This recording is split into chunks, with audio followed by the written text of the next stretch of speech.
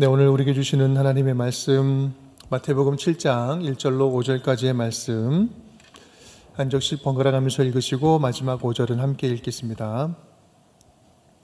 비판을 받지 아니하려거든 비판하지 말라.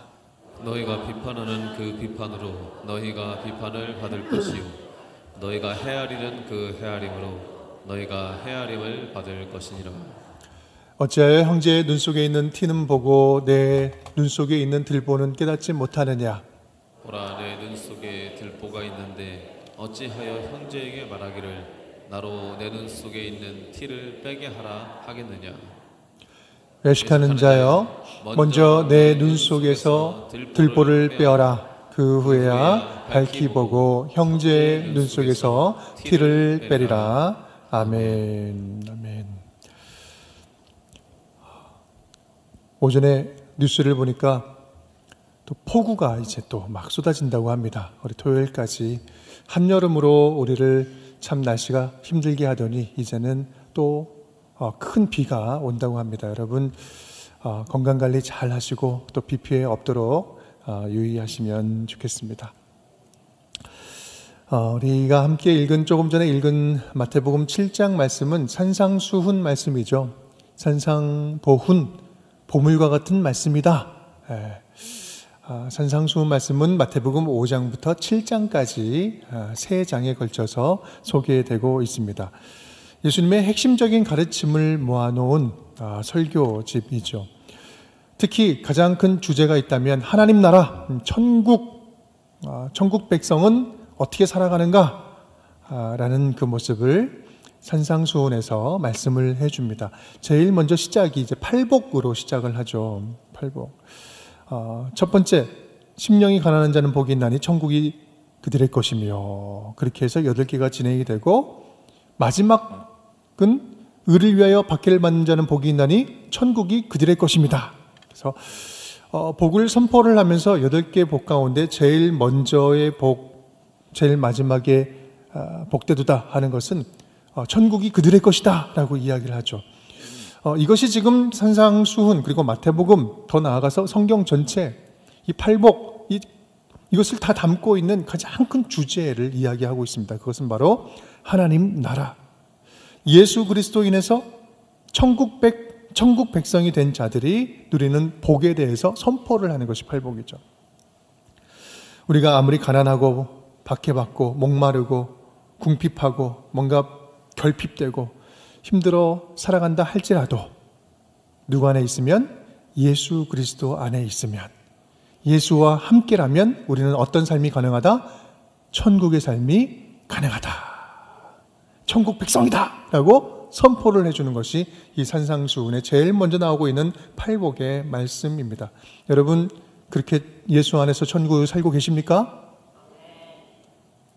아멘? 네, 이거예요. 여기부터 신앙이 시작하는 거예요. 아니면 전혀 예수님과 상관없는 삶을 살아가는 거죠. 그래서 우리 믿는 자는요, 이 세상 사람들과 다른 선택을 하면서 살아갈 수 있습니다. 표피적인 기쁨이 아니라 본질적인 기쁨을 추구하며 살아가는 거죠. 말초적인 즐거움이 아니라 영원한 즐거움이 더 우리에게 기쁨이 되고 감사함이 되고 더 소망이 되는 것. 그래서 우리는 빛과 소금으로 살고 예수 그리스도를 통해서 율법의 근본적인 내용을 성취하면서 살아가는 삶을 살 수 있게 됩니다. 그 대표적인 내용이 있다면 이 산상수훈 내용 가운데 일반적인 세상 사람들은 절대로 할 수 없는 일을 믿는 자들은 절대로 할 수 있는 일이 무엇일까? 그것은 바로 원수 사랑에 대한 이야기가 나오죠. 우리는 원수 사랑하면 어떻게 원수를 사랑해? 우리는 못합니다. 우리는 못하는 게 맞아요. 예수 밖에 있는 우리는 못해요. 하지만 예수님께서 우리의 주인이 되어주시고 우리의 성정과 마음과 감정과 모든 삶을 주님께, 주인 자리를 주님께 내어 맡기면, 예수님께 맡기면 어때요? 가능하다라는 거예요. 이것이 복음이에요. 이것이 예수 그리스도를 주인 삼아 살아가는 크리스찬의 본분이고 크리스찬의 정체성이라는 거예요. 세상적인 관점에서는 불가능하지만 예수님께서는 가능케 하셨습니다. 그것이 바로 우리가 예수를 믿는 이유이기도 하고 예수를 믿는 자의 능력입니다. 이 산상수훈은요, 그 예수님의 사람들, 예수의 사람들이 가져야 할 신앙의 자세들, 그렇다면 예수를 힘입어서 살아가는 자들은 어떤 삶을 살아가는가라는 이 모습에 대해서 삶의 자세를 말씀해 주고 있죠. 이 산상수훈 전체적으로 보면요, 공통적으로 한 가지 요구하는 게 있습니다. 그것이 바로 전체를 관통하면서 한 가지 우리가 발견할 수 있는 것이 있는데, 그것은 바로 자기중심성에서 벗어나는 거예요.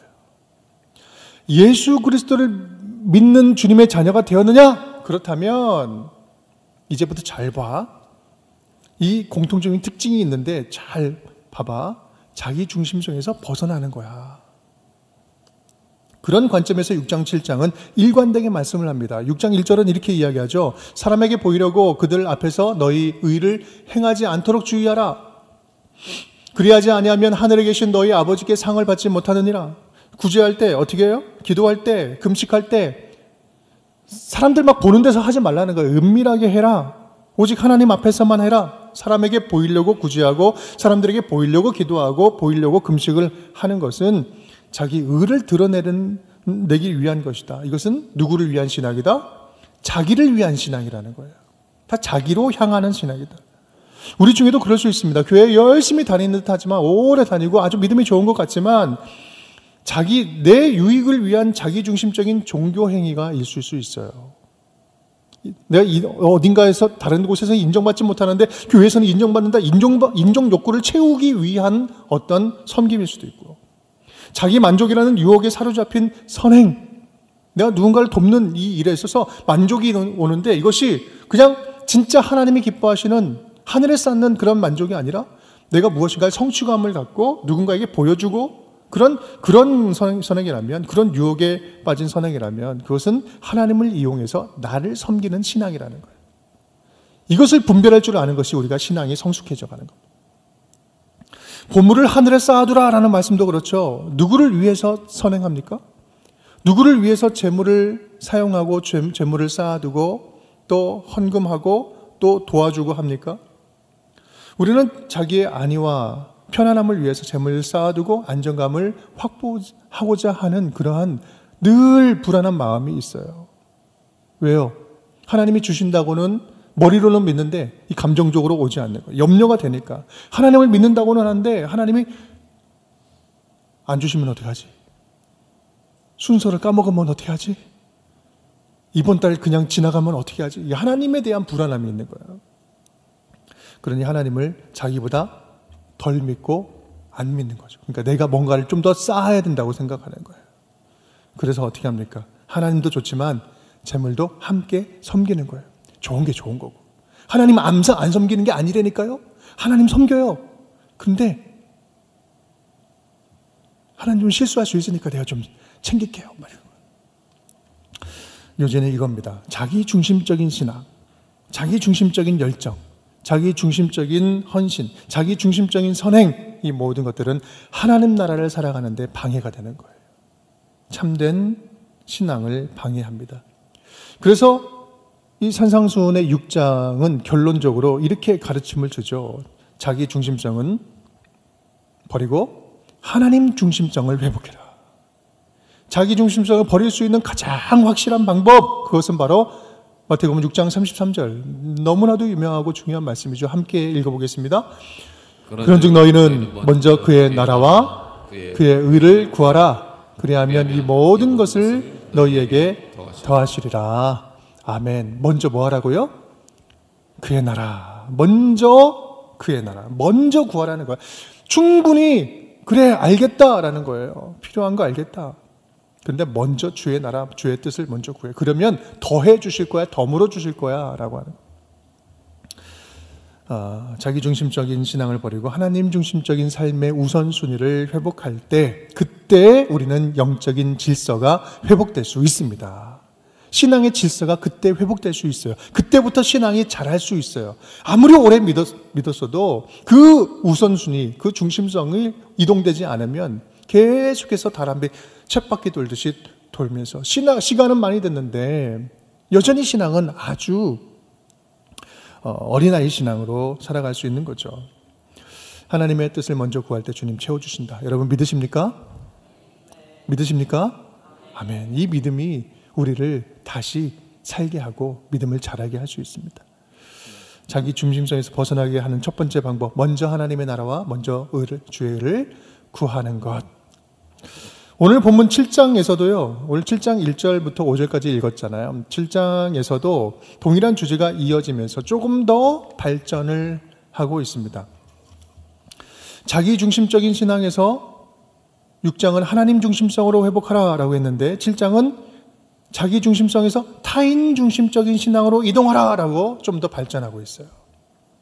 사실 이것은 하나님의 자녀라면 아주 자연스러운 방향 이동입니다. 왜냐하면 우리 안에 하나님 중심성이 회복되면 자연스럽게 하나님의 관점으로 내 주위에 있는 사람들을 바라볼 수 있게 되기 때문에 그렇습니다.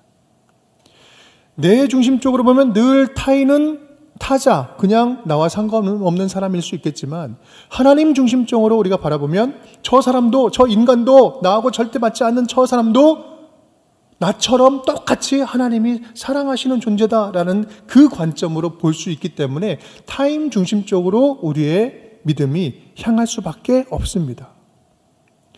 우리가 읽은 본문은 신앙인들의 대표적인 그 문제를 다루고 있어요. 7장 1절 말씀, 믿는 자는 믿지 않는 자나 우리에게 가지고 있는 습성이에요. 비판을 받지 아니하라 하든 비판하지 말라. 무슨 습성이 있어요? 비판하고 판단하는 습성이 있어요. 세상은 참 불완전합니다. 언제 무슨 일이 어떻게 터질지 몰라요. 어제 확실했던 게 오늘 완전히 다를 수도 있습니다. 사람도 마찬가지예요. 서로 실망할 일이 얼마나 많은지 모릅니다. 세상이 마음대로 되지 않고요. 마음에 드는 사람도 없어요. 어떻게 이렇게 비판거리로 가득하죠. 뭔가 좀 마음에 드는 사람이 없어요. 네. 어떻게 내 마음 딱 맞는 사람이 있습니까? 한마디로 말하면 세상도 내 마음대로 안 돌아가고 마음에 드는 사람은 하나도 없고, 그래서 보면 자꾸 비판되는 거예요. 판단되고, 나 같으면 안 그럴 텐데 저 인간은 왜 그럴까? 그러면서 나를, 자기 생각은 아주 맞다라고 막 합리화하고 공고하게 세워나가는 거예요. 여러분, 우리가 잘 알아야 할 것이, 이렇게 비판을 이렇게 판단이 들 수는 있습니다. 근데 중요한 것은 성경은 이 건전한 분별력까지 무조건 금지하는 게 아니에요.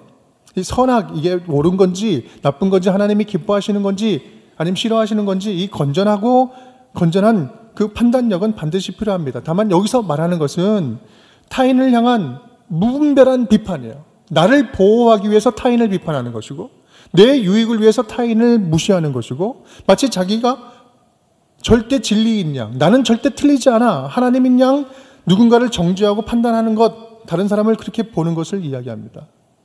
무엇을 보면 알 수 있습니까? 오늘 본문 말씀 보면 판단하다라는 단어가 헬라어로 크리노라는 단어예요. 제가 몇 번 말씀을 드렸는데 이 크리노라는 이 단어는 하나님만 주어로 쓸 수 있는 단어입니다. 하나님께서 평가하시는 거예요. 하나님이 옳다 그르다 비판하시고 판단하시는 거예요. 그런데 비판하지 말라. 뭐예요? 우리가 그런 비판을 하고 있다는 거예요. 마치 하나님의 위치에서 내가 비판하는 순간, 판단하는 순간 내가 하나님 위치에 있는 거예요. 나는 불변하고, 나는 틀리지 않고, 나는 옳고 라고 하는 것을 전제로 하고 판단하는 거거든요. 이런 판단을 주로 누가 해요? 뭔가 기준이 있는 사람들이 판단을 하죠. 소위 믿음이 좋다고 이야기하는 사람들이 판단하는 거예요. 오늘 본문에서는 누굽니까? 바리새인들. 율법에 있어서는 해박해요. 지금 그냥 그 바리새인들과 지금 우리를 속된 말로 다이다이로 이렇게 데려놓고, 우리가 신앙, 성경에 대해서 누가 더 많이 아냐, 누가 더 하나님의 뜻을 잘 분별하냐, 이렇게 우리가 대변하는요, 우리 이길 사람 없어요. 그만큼 이 성경의 율법에 대해서, 하나님에 대해서 해박한 사람들이에요. 그들이 가지고 있는 그 율법이라는 기준, 성경적인 기준, 그것으로 판단하는 거예요. 그것으로 나는 이 편이고 너희는 다 틀렸어라고 쉽게 판단하는 거예요. 우리 말하는데 흔히 이렇게 이야기하시는 분 있어요. 얘기하는데 아직 뭐가 이슈가 있는데 그것에 대해서 충분히 서로의 생각을 듣기 전에 나는 아니라고 생각한다. 나는 이거라고 생각하는데 나는 그건 아니라고 생각. 이렇게 딱 얘기를 하는 순간 뭐예요? 안 듣겠다는 거거든. 당신은 무조건 들어야 돼. 나하고 만약에 생각이 다르면 싸울 거야. 이런 태도가 들어있는 아주 무의식 가운데 하는 말 가운데 하나가 나는 아니라고 생각한다. 여러분, 내가 아닐 수도 있거든요. 그것을 열어두고 함께 대화를 하면서 함께 찾아가는 거예요. 이런 비판이 무서운 이유가 바로 거기 있습니다. 이런 비판은요, 내가 은연중에 하나님 위치에 서 있는 거예요. 나도 여전히 그 율법의 다스림 안에 있는, 다스림을 받아야 되는 연약한 존재다라는 사실을 망각해 버리는 거죠. 이런 분들의 특징은 자기에게는 굉장히 너그러운데 타인에게는 굉장히 엄격한 것이 이런 특징입니다. 한번 본인에게 그런 모습은 있지 않는지 한번 점검해 볼 필요가 있어요. 본문이 그것을 지금 이야기하고 있습니다. 3절 말씀 보면 어찌하여 형제의 눈 속에 있는 티는 보고 내 눈 속에 있는 들보는 깨닫지 못하느냐. 형제의 눈 속에 있는 아주 작은 것은 보면서 자기 눈 속에 있는 큰 것은 보지 못한다. 타인을 비판하기 전에, 판단하기 전에 자기를 먼저 돌아보라. 5절 말씀 우리 함께 읽어보겠습니다. 외식하는 자여 먼저 내 눈 속에서 들보를 빼어라. 그 후에야 밝히 보고 형제의 눈 속에서 티를 빼리라. 아멘.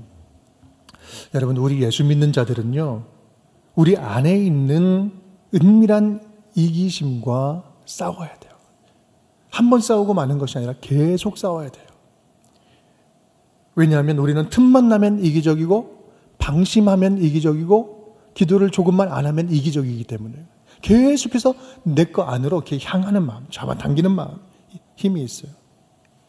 그래서 우리 교회에서 우리가 함께 이제 공동체에서 하는 여러 가지 훈련 가운데 섬기고 나누는 거 있잖아요. 자연스럽게 누군가를 돕고 흘려보내고 섬기고 봉사하고 긍휼을 베풀고. 여러분, 이런 섬기고 나누는 것은요, 단순하게 누군가의 필요가 있어서 그냥 우리가 준다, 도와준다, 적선한다, 절대로 이것이 아니에요. 이것은 하나님이 부족한 자는 그러한 사랑을 통해서 채움으로 회복하게 하시고 우리 있는 자들에게는 나누면서 도우면서 우리를 영적으로 훈련시키는 과정이에요.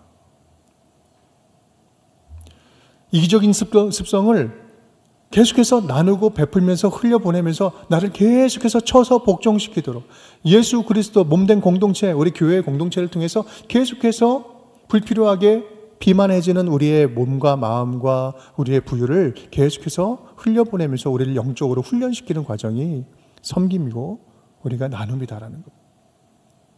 마태복음 7장 12절에서는 그래서 산상수훈 모든 가르침을 모아서 황금률이라고 이야기해요. 골든 룰, 황금률, 이 한 문장에 다 담았다. 함께 읽어볼까요? 그러므로 무엇이든지 남에게 대접받고자 하는 대로 너희도 남을 대접하라. 이것이 율법이요 선지자이니라. 아멘. 여러분, 이 말씀을 언뜻 보면요, 남에게 대접받기 위해서 대접받기 위한다면 너를 대접해라. 그러면 더 얻어질 것이다. 이렇게 좀 오해하기 쉬운데 절대로 아닙니다, 여러분. 우리는 누구나 대접받기를 원하고 기대하지만 하나님의 자녀들은 먼저 타인을 대접하는 넉넉한 마음을 먼저 가질 수 있어야 된다라는 것을 말씀합니다. 나보다 타인을 먼저 돌아보라 라는 말씀. 이것은 사실 그냥 넉넉히 살아가면 살아가는 그러한 세상의 방식과는 완전히 역행하는 방식이에요. 누군가를 더 사랑하고 내가 아닌 누군가를 먼저 의식하면서 한번 생각해보고 결정하고 판단하고 행동하는 것. 누가 그러셨어요? 예수님이 그러셨으니까. 예수님께서 십자가에서 그러셨잖아요. 본인을 위한다면 뛰쳐내려가야죠. 본인을 위한다면 어떻게든 방법 못 찾으시겠습니까? 근데 죽기까지 순종하시고 십자가에서 달려 죽으셨어요. 누구를 위해서? 자기를 비판하고 죽이는 자들을 위해서, 타인을 위해서. 그냥 타인이 아니라 나를 대적하는 타인을 위해서 십자가에 달려 죽으신 것이 예수 그리스도의 십자가 사랑 아닙니까? 우리가 예수님을 닮고 싶습니다라고 이야기할 때 그 예수님의 사랑은 어떤 사랑이에요? 내가 할 수 있으면 사랑하고 할 수 없으면 사랑하지 않는 그런 사랑이 아니잖아요. 그 예수 그리스도 십자가 사랑을 우리가 어떻게든 닮아가 보겠습니다. 지금은 부족하지만 그래도 늘 주님 내가 따라가 보겠습니다라고 하는 그러한 십자가 사랑을 살아갈 때, 그럴 때 오늘 산상수훈에서 말씀하시는 이 본문의 본질적인 말씀에 눈이 열리고 우리의 삶이 따라가게 되는 겁니다. 여러분, 예수 그리스도를 닮은 사랑이 세상을 이기게 합니다. 아멘.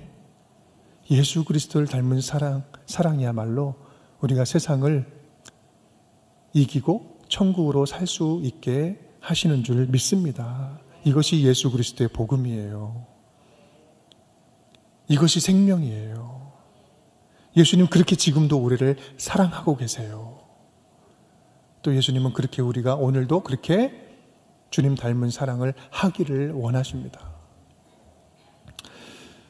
이것은 남에게 피해만 주지 않으면 된다, 피해만 주지 않으면 되지 라고 하는 이런 소극적인 자세가 아니라 적극적으로 예수님 관점에서, 적극적으로 하나님 관점에서 적극적으로 누군가를 섬기는 삶의 태도를 말하는 것입니다. 이것이 바로 오늘 말씀하는 설교 제목, 성도의 중심 이동. 중심 이동.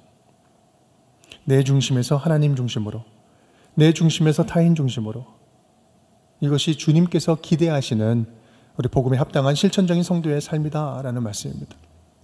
여러분, 신앙이 계속해서 자란다는 게 뭘까요? 교회 다니면, 오래 다니면 자동적으로 그 연수만큼 신앙이 자라면 얼마나 좋겠습니까?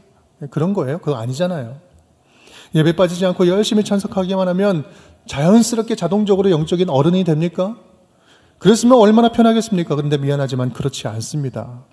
교회 생활 목장에서의 관계 맺는 것들, 나를 포기하지 않고는요, 신앙생활 하면서 내가 사랑하지 않고는 절대 성장할 수 없는 것이 신앙이에요.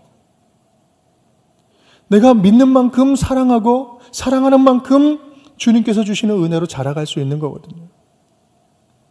우리가 교회 생활하면서 신앙생활하면서 예수 그리스도를 내 몸에 계속해서 채우는 그 과정들, 그러면서 힘들지만 사랑하려고 하는 그런 과정이 나를 신앙의 그 그릇을 계속해서 키워가는 과정이에요. 쉽지는 않죠. 하지만 그 길이 주님께서 우리를 사랑하시는 길이에요. 섬기고 희생하는 만큼 신앙은 자라가게 되어 있습니다. 내 중심적인 신앙, 습관, 내 중심적인 말과 행동에서 타인 중심으로 옮겨질 때 우리의 신앙은 그때부터 향기가 나기 시작합니다. 직분이 성도의 증거가 아니라 아름다운 섬김과 나눔과 돌봄의 향기가 참된 성도의 증거인 것이죠. 그런 면에서 섬기는 자리, 섬기는 역할일수록 어떤 자리예요? 하나님께서 복 내려주시는 자리예요. 하나님께서 더 가깝게 주님의 향기 가득한 곳으로 더 초대하는 자리예요. 난 예수 믿었으니까 그냥 적당히 이 정도 선에서 지금 딱 좋습니다. 목사님, 더 가까이 오라고 말씀하지 마시고 안 맡겨주셔도 나는 천국 갈 거니까 이 정도에서 잠깐 멈춰주세요. 올해는 잠깐 이 정도 상태에서 머물 거니까 시키지 말아주세요. 심정적으로는 이해는 됩니다. 하지만 여러분, 섬기는 자리, 그렇게 조금 더 사랑으로 헌신하는 자리일수록 주님께서 더 사랑하시고 더 축복하시고 더 은혜 주시는 그러한 자리, 그런 자리인 줄 믿습니다. 또 이렇게 얘기하니까 목사님 일 시키려고 하는가 보다, 그런 생각하시다 안 하셔도 돼요. 여러분, 오늘 어떤 날이에요? 목자, 부목자. 오늘 그 목장 종강 예배잖아요. 저 오늘 말씀을 보면서 그런 생각이 들었어요. 여러분 모두에게는 다 목자가 있습니다. 목자 모르시는 분. 여러분 모두에게는 다 지구장이 있습니다. 여러분 모두에게는 교구 목사님들 계십니다. 여러분 모두에게는 담임 목사도 있습니다. 여러분, 지금 한 학기를 지금 쭉 지내왔는데 그 목장 모임이 잘 되는 데도 있고 좀 잠시 쉬는 데도 있고 가끔 가다 모이는 데도 있고 좀 다양한 형태가 좀 있을 수 있어요. 그런데 중요한 것은 여러분, 누군가 여러분을 위해서 섬기는 자가 있었다는 거예요. 여러분을 위해서 그냥 우리는 쉽게 전화통화 받고 카톡 한번 받으면 그렇구나라고 하지만 그 문구를 쓰기 위해서 무단히 더 생각하고 노력하고 그것을 한 문장 보내는 것이 도움이 될까 안 될까, 이때 보내는 게 좋을까 아닐까, 여러분 그렇게 고심한 목자들이 있어요. 목자들 때문에 여러분 지금 신앙생활 하는데 지금 안전하게 가고 있는 거거든요. 교회 생활 하는데 여러분 지구장님들, 제가 얼마나 정말 제 지구장님들 따로 이렇게 칭찬하거나 내가 축복하는 적이 많이 없는 것 같아요. 장례 나면요, 지구장님들 계속해서 교구를 초월하고 목장 지구를 초월해서 계속해서 함께 해요. 장례뿐이에요. 여러분 교회 모든 필요한 것들, 우리 목사님들 서포트하는 거, 우리 지구장님들 시간을 헌신하고 건강을 헌신하고 모든 것을 다 헌신하면서 섬겨주시기 때문에 우리 목장이 여기까지 올 수 있는 것입니다. 그냥 되지 않는, 뭐 잘못되거나 안 되는 거, 생길 수 있죠, 인간이니까. 근데 그거로 비판할 수 있을 만한 그런 헌신이 아니에요. 정말 헌신하고 수고하고 계시거든요. 이 자리를 빌어서 우리 이제 종강입니다. 일단 방학을 한번 하잖아요. 2달 동안. 지금까지 헌신하고 수고해 주신 우리 목자분들, 또 우리 지구장님들 이 자리에 계실 텐데 또 손 들고 일어나라고 하면 좀 쑥스러우실 수 있으니까 우리 박수로 이번에 축복하도록 하겠습니다.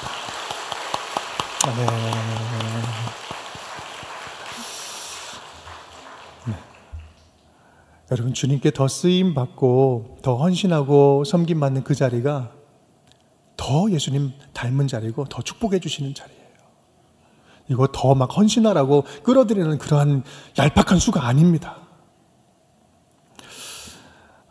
사랑하는 여러분, 오늘 저와 여러분의 믿음과 생각, 행동과 판단 중심이 좀 이동했으면 좋겠어요. 한순간에 확 이동하면 얼마나 좋겠습니까? 그런데 우리는 다 부족하고 연약해요. 돌아보면 그 자리인 것 같아요. 하지만 주님 옷자락 붙잡고 계속해서 동아줄 붙잡고 조금씩 가면 나중에 한 달 지나면 좀 더 많이 벌어져 있는 거 보게 되고요. 1년 지나고 5년 지나면 내가 언제 이 사이에 중심이 이동됐나 이렇게 느껴질 때가 있을 거예요.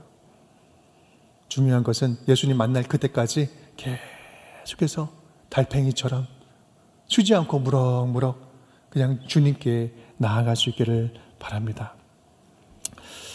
종강 예배입니다. 종강입니다. 이제 가정에서 보낼 시간이 좀 더 이제 많죠. 휴가도 좀 있기도 하고 그렇습니다. 바라기는 여름철에 우리의 믿음이 좀 해이해지지 않았으면 좋겠어요. 특히 믿지 않는 가족들, 또 배우자, 성도들, 가족 친지들이 있을 텐데 만날 기회가 있을 때 비판하거나 판단하지 마시고 그냥 섬겼으면 좋겠어요. 사랑은 통해요. 내 말은 안 통해도 사랑은 통한다. 사랑으로 좀 섬겼으면 좋겠고요. 또 우리 자녀들과 함께하는 시간들이 많이 있을 수 있는데 제가 여러분께 기대하는 것은 자녀들에게도 이 타인 중심적인 삶의 본을 좀 보여주면 좋겠어요. 예를 들면 우리 얼마 전에 우리 1,000원 헌금 하기 시작했잖아요. 왼손 구출 헌금. 액수에 많고 적으면 전혀 중요하지 않습니다. 그런데 지금 누군가 내 삶 외에 나의 관심이 지금 누군가의 흘리는 눈물, 목숨을 위해서 경각간에 있는 자들의 그 위급한 상황들, 이러한 상황에 대해서 눈을 열고 채널을 열어서 함께 기도한다는 것, 여러분 굉장히 가치 있는 일이고 이거 우리 아이들에게 삶으로 본을 보여야 되는 모습 아니겠습니까? 그냥 가정예배 드린다고 해서 꼭 형식적인 가정예배를 집에서 막 드려야지만 되는 것이 아니라 짧은 시간 우리 아이들을 위해서 기도할 때, 아이들과 함께 기도할 때 지금 그러한 분들을 위해서 함께 기도하고 함께 작정하도록 가랑비 옷 젖듯이 계속해서 들려주고 적셔주는 것, 여러분 이것이 진짜 참된 믿음의 모범이고 교육 아니겠습니까? 목장 식구들도 마찬가지입니다. 이제 다시 또 정기적으로 만나지 않으면 매주일 보지 않겠죠. 하지만 그렇다고 해서 관심 끄지 말고 계속해서 문안했으면 좋겠어요.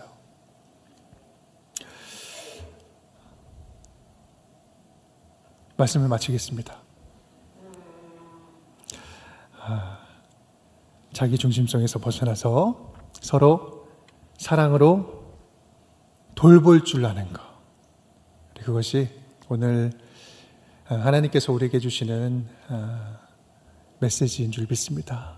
그렇게 흩어진 곳에서 당당하게 믿음의 자녀로 잘 사시고 몸은 떨어져 있다 할지라도 다양한 방식으로 또 무난하고 삶으로 모범을 보이고 그렇게 하나님 중심적으로 어떻게 하면 다른 사람들에게 사랑을 흘려보낼 수 있을까? 그 마음을 가지고 더욱더 성숙해져가는 저와 여러분 될 수 있기를 주님의 이름으로 축복합니다.